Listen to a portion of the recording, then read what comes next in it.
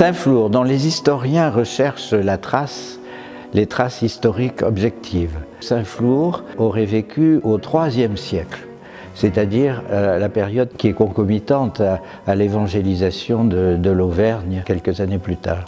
Plusieurs légendes prétendent que Saint-Flour aurait été l'un des 72 disciples de notre Seigneur Jésus-Christ. Il aurait accompagné Saint-Pierre à Rome, qu'il aurait envoyé à Lodève, dont il aurait été le premier évêque.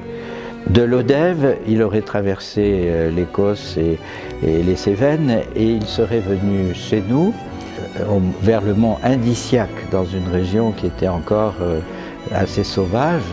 On raconte que pour parvenir au sommet du mont, il aurait écarté 2 pans de roche et il aurait inscrit sa main, la main de Saint-Flour, pour pouvoir accéder au sommet.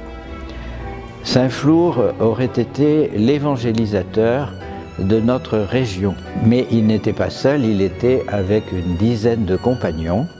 Pendant ces pérégrinations de Lodève à Saint-Flour, à un moment donné, la troupe qui l'accompagnait meurt de soif et Saint-Flour renouvelle le geste de Moïse au désert, c'est-à-dire il frappe un rocher et il en jaillit de l'eau.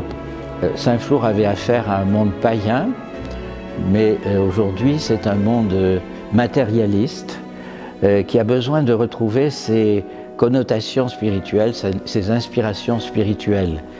Si tant de nos contemporains ont des difficultés à trouver un équilibre de vie parce qu'il leur manque un sens à la vie, ils peuvent certainement le trouver dans le message de Jésus-Christ.